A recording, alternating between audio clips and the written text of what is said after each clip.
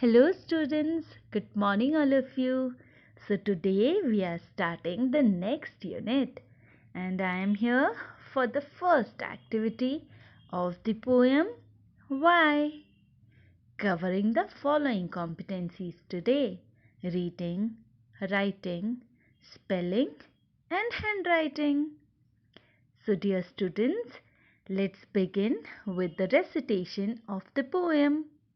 You also repeat after me. The title of the poem is Why? First stanza. I know a curious little boy who is always asking why. Why this? Why that? Why then? Why now? Why not? Why by the by? Second stanza. He wants to know why wood should swim, why lead in marble sink, why sun should shine and wind should blow, and why we eat and drink. Third stanza. He wants to know what makes the clouds and why they cross the sky. Why sings the sun behind the hills? And why the flowers die? Fourth stanza. Some of these whys are not too hard to answer if you will try. Others no one ever yet has found the reason why. So dear students, now I will explain the meaning of the poem stanza wise. Here is the explanation of first stanza. Okay? In the first stanza, the poet tells that he knows a little boy who is always curious to know something about everything. He wants to know the reason behind every cause. He keeps on asking questions like why this, why that, why not, and many more. प्यारे बच्चों, first stanza में poet ये कह रहे हैं कि वो एक छोटे बच्चे को जानते हैं जो बहुत क्यूरियस है. क्यूरियस का मतलब ईगर टू नो समथिंग, जो कुछ न कुछ जानना चाहता है. हर चीज़ के पीछे जो रीज़न है उसको जानना चाहता है. ठीक है, उसको बोलते हैं curious. So do you think you are also curious? आपको लगता है कि आप भी क्यूरियस हो, हर चीज़ का रीज़न जानना चाहते हो, तो इसका मतलब आप क्यूरियस हो. ओके? और वो हमेशा क्वेश्चंस पूछता रहता है कि ऐसा क्यों हुआ, ऐसा क्यों नहीं हुआ. ठीक है? And this is the explanation of stanza 2. In this stanza, the poet describes the questions asked by little boy.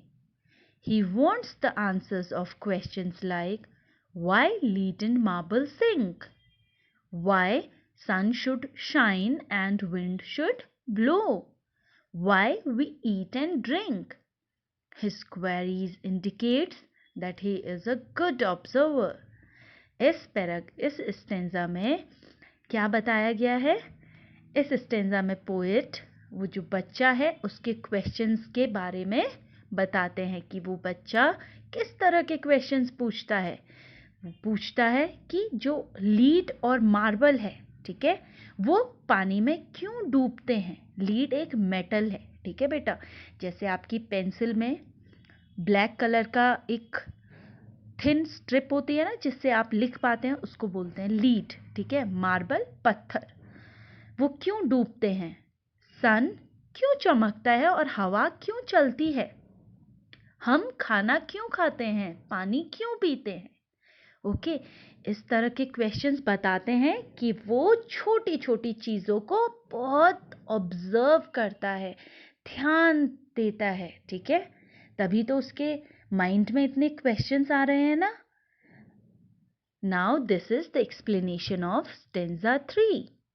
In this stanza, the poet further describes the questions asked by the little boy. He tells that the little boy wants to know how are the clouds formed? Why do they move in the sky? Why does the sun sink behind the hills? And why do such pretty flowers die? और इस stanza में उस बच्चे के और questions को बताया गया है. जैसे कि बच्चा जानना चाहता है कि जो क्लाउड्स हैं वो कैसे बनते हैं. आपको पता है क्लाउड्स कैसे बनते हैं? ओके. क्लाउड्स स्काई में क्यों चलते हैं? जमीन पर क्यों नहीं चलते? सन हिल्स पहाड़ियों के पीछे छिपता हुआ क्यों दिखाई देता है? ऐसा क्यों होता है? ठीक है. And here is the explanation of stanza 4. In this stanza, the poet tells that you just need to think a little bit to answer some of the questions asked by the little boy. But the answer of some other questions are not even known to us, as we have never gave a thought to them. इस stanza में poet बता रहे हैं कि जो questions इस बच्चे ने पूछे ना, उनके आंसर्स आप भी बता सकते हैं अगर आप थोड़ा सा उन क्वेश्चंस पर गौर करेंगे, उनको ध्यान से सोचेंगे कि ऐसा क्यों होता है. अगर आप उनका आंसर्स ढूंढने की कोशिश करेंगे तो आपको उनके आंसर्स मिल जाएंगे. ठीक है. लेकिन कुछ क्वेश्चंस ऐसे हैं जिनका आंसर किसी को भी नहीं पता, क्योंकि कभी भी हमने उतना डीपली सोचने की कोशिश ही नहीं करी. So dear students, my suggestion is for you that you also observe the things around you and try to find out the reason behind them. Okay? These are the new words. Let's read them. You also repeat after me. Okay? First word is curious. Now read its spelling also. Second word is lead, marble, sink, and reason. So here I have written the meaning of these new words with sentences also. So dear students, write these new words in your notebook also. First is curious, eager to know something. कुछ जानने के लिए उत्सुक होना. ठीक है. हमेशा कुछ न कुछ जानने की कोशिश करना. Sentence, I am very curious to know about the planet. Prerna is a curious girl. Second is lead. lead के दो मीनिंग हैं. एक तो a metal. इस पोयम में लीड का मतलब है मेटल. ठीक है. जैसे कि मैंने आपको एग्जाम्पल दिया था ना, पेंसिल में लीड होती है, उसको बोलते हैं लीड. उससे सेंटेंस भी बनाया है. थर्ड नंबर में लिखा है pencil has lead in it. और दूसरा मीनिंग होता है to guide a group of people. कुछ लोगों को गाइड करना. ठीक है. Third word is marble, a little glass ball used by children to play. आपने देखा है छोटे छोटे ग्लास के बॉल्स होते हैं, जिसे हिंदी में आप कंचे भी बोलते हो. ठीक है. उसको बोलते हैं marble. Okay. Sentence, the kids are playing with marbles. बच्चे मार्बल्स के साथ खेल रहे हैं. I have lost my marbles.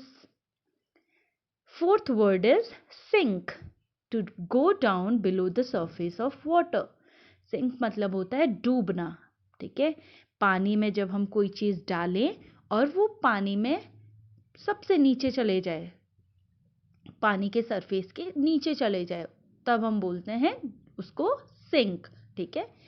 Sentence, we saw the boat sink. हमने बोट को डूबते हुए देखा.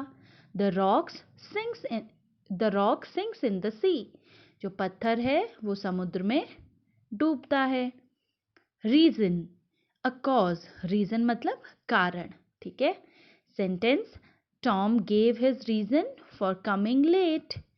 लेट आने के लिए टॉम ने एक कारण बताया। Paul wanted to know the reason. Paul reason जानना चाहता था, ठीक है। सो do you understand the meaning and sentences? Now write down this in your notebook. Now coming to the next page, we will do the question and answers now. First question is, name a few things that sink. कुछ चीज़ों के नाम बताओ जो डूब जाती हैं.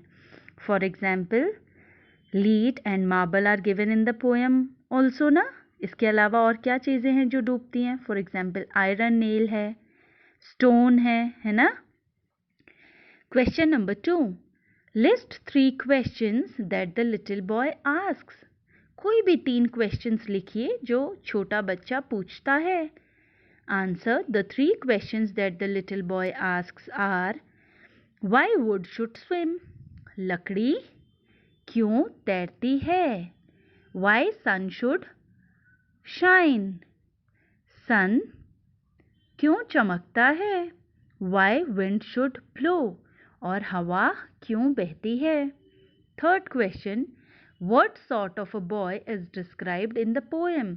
आपने पोएम पढ़ी तो आपको क्या लगा, जो बॉय है वो कैसा है, क्यूरियस है, सैड है, क्यूरियस है ना। So the answer is curious. In this page cursive handwriting is shown. You also write this poem in cursive handwriting in your notebook. This is the home assignment for you. First is write the poem in your notebook in cursive handwriting, और आपको picture भी draw and colour करनी है। Second, poem को recite करना है actions के साथ और एक वीडियो बनाकर आपको सेंड करना है। Third, write down the new words with meaning and sentences in notebook. अपनी नोटबुक में न्यू वर्ड्स को मीनिंग और सेंटेंसेस के साथ लिखिए। Fourth question is write the question and answers also in your notebook. जो क्वेश्चन और आंसर्स है ना, उनको भी आपको नोटबुक में लिखना है। So dear students, do complete your work and enjoy.